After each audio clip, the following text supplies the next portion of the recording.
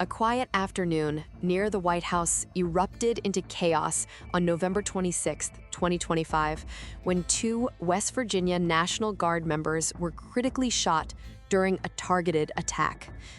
Just blocks away from the nation's most iconic landmark, the attack has set off a chain of events that is quickly reshaping the security landscape of Washington, D.C. Around 2:15 p.m., as the sun hung low over the nation's capital, two soldiers on patrol near the Farragut West Metro Station were ambushed in broad daylight.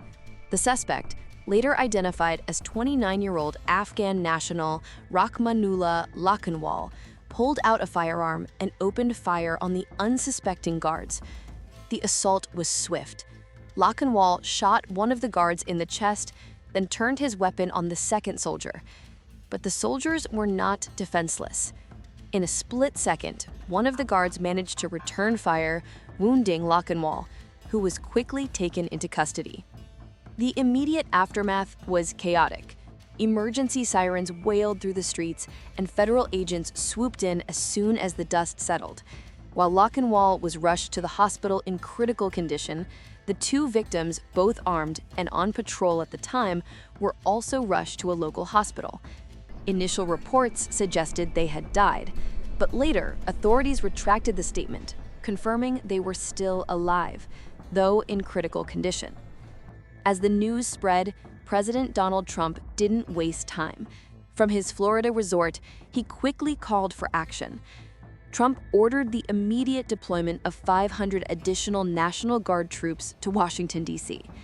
Secretary of Defense Pete Hegseth echoed the words of the president. That will only stiffen our resolve. We will never back down. We will secure our capital. We will secure our cities. In fact, this happened just steps away from the White House. It will not stand. And that's why President Trump has asked me, and I will ask the Secretary of the Army to the National Guard, to add 500 additional troops, National Guardsmen, to Washington, D.C. This will only stiffen our resolve to ensure that we make Washington, D.C. safe and beautiful. Criminality knows no boundaries, whether it's the United States of America and Washington, D.C., or it's the Caribbean and the Western Hemisphere. We are going to go after narco-terrorists. It will not stand. Our borders will be secure, whether it's the Dominican Republic or the United States of America, and we look forward to working with our partners to make it happen. These new troops are in addition to the 2,000 guardsmen already in the city, part of a larger effort to bolster security following rising concerns over crime and national safety. But the military presence in Washington has stirred up controversy. Since August 2025, Trump had already deployed 2,000 National Guard troops to patrol key areas around the city. The troops, coming from various states like West Virginia, Alabama, and Georgia, have become a visible part of Washington's landscape. A federal judge recently ruled that Trump's deployment of National Guard troops to Washington might have violated the law, calling the use of troops from Republican-led states a likely illegal action. For President Trump, the attack on the National Guard was more than just a crime. It was an act of terror. The hearts of all Americans tonight are with those two members of the West Virginia National Guard and their families. The love of our entire country is pouring out for them, and we are lifting them up in our prayers. As we are filled with anguish and grief for those who were shot, we're also filled with righteous anger and ferocious resolve. As President of the United States, I am determined to ensure that the animal who perpetrated this atrocity pays the steepest possible price. The president wasted no time in linking the suspect, Rahmanullah Lakanwal, to the broader immigration policies of the Biden administration. Lakanwal had entered the U.S. as part of the Operation Allies Welcome program. Trump seized on the incident as proof of what he had long argued, that unvetted immigration policies pose a direct threat to American security.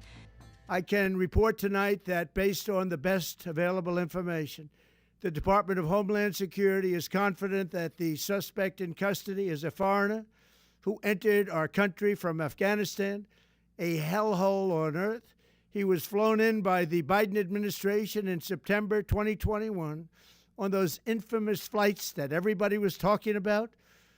Nobody knew who was coming in. Nobody knew anything about it. His status was extended under legislation signed by President Biden, a disastrous president, the worst in the history of our country. The tragedy has ignited a firestorm of political debate. Trump has called for a nationwide reevaluation of the Afghan refugee program, including revisiting the status of the more than 200,000 Afghan nationals who were granted asylum in the U.S. At the same time, the deployment of additional troops raises concerns over the expanding role of the military in civilian life. With the National Guard already in place, many are asking, how far will the U.S. government go to secure the nation's capital? Will this become the new normal? Is something big about to happen? Subscribe to One India and never miss an update. Download the One India app now.